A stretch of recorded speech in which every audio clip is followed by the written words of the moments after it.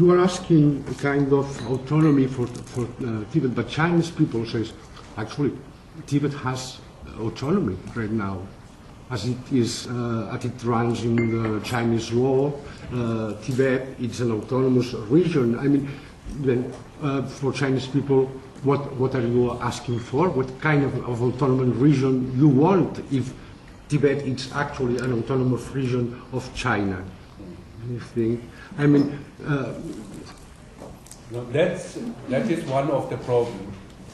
You know, if you look at the Chinese constitution and also Chinese laws, then all the human rights are guaranteed in the Chinese constitution, in the Chinese laws. But unfortunately, you know, that what is guaranteed and stated in the constitution, in the laws, are not being implemented in reality on the spot. Just one example, everybody who is a little bit knowledgeable about China knows China is ruled by Chinese Communist Party. Chinese Communist Party is above government, above law, above everything. It decides. As a result, the most powerful man, the most important man in Tibet or in any other regions or areas in China is the secretary of the local Chinese Communist Party. Let's say in Tibet, or what Chinese call Tibet, the autonomous region of Tibet. Now, the party secretary of the Tibetan autonomous region, the secretary of the Chinese Communist Party of the autonomous people of the Tibetan autonomous region has never been a Tibetan. It's always a non-Tibetan. So that means the man who really has the power and authority in Tibet is never a Tibetan. It's always a non-Tibetan.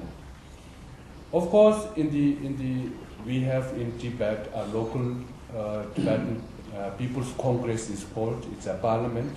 And then we have the local autonomous, Tibetan autonomous government, headed by a governor. But the parliament and the local government, they have just to execute what the party decides, what the policy laid down by the party for Tibet autonomous region. So therefore, we make clear in our discussions with the Chinese government and also our memorandum on genuine autonomy for the Tibetan people, we are not demanding something that is not already guaranteed in the Chinese constitution or Chinese laws. What we are demanding is that these rights mentioned in the constitution and in the laws are implemented and practiced in reality on the spot in Tibetan areas. That's our main demand. So therefore, if the Chinese side would implement what is already stated in the constitution laws, then we would be able to meet most of the basic needs of the Tibetan people for autonomy. Thank you.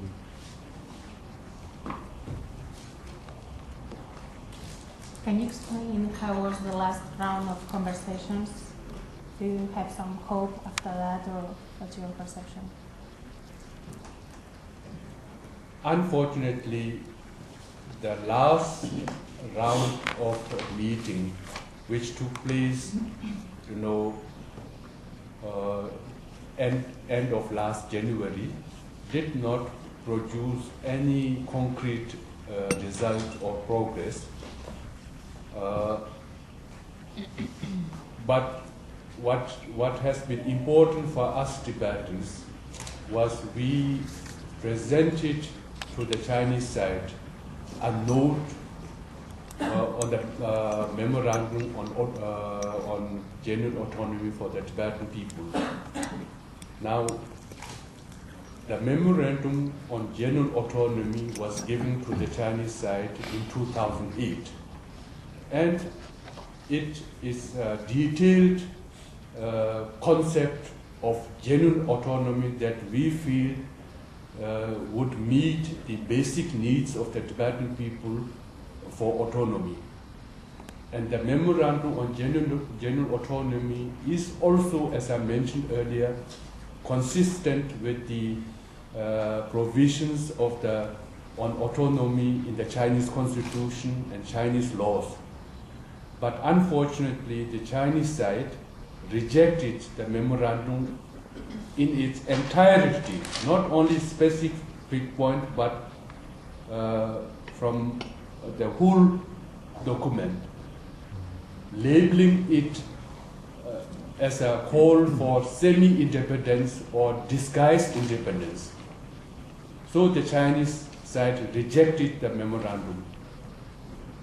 And then we worked on this note on memorandum. The note addresses all the major concerns that the Chinese side has raised with regard to our memorandum.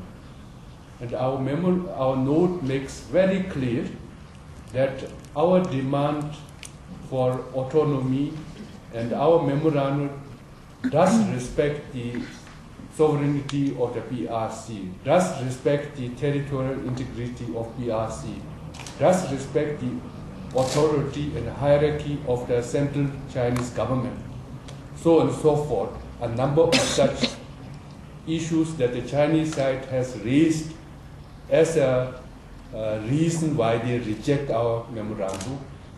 We explained and refuted these allegations.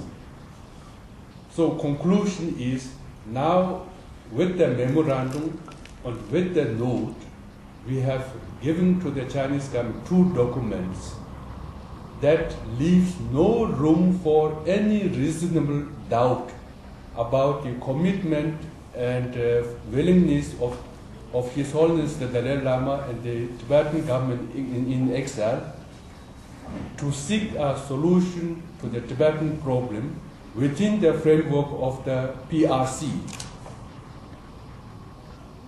So now, after the failure of the 9th round of meeting to produce any progress and concrete result, we must conclude that all our efforts, all the efforts of His Holiness the Dalai Lama and the Tibetan side is not sufficient to move the Chinese government to rethink its position on the issue. So the only alternative that we Tibetans now have is to appeal to the international community.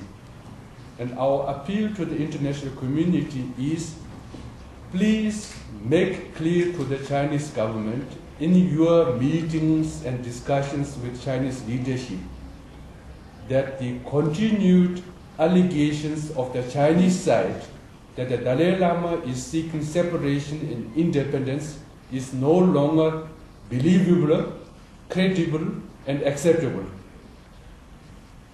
We feel we need to overcome this barrier because it is obvious the Chinese government is concealing its lack of political will to seriously address the issue of Tibet and to make effort to find a mutually acceptable solution behind the excuse that the Dalai Lama is seeking separation and independence.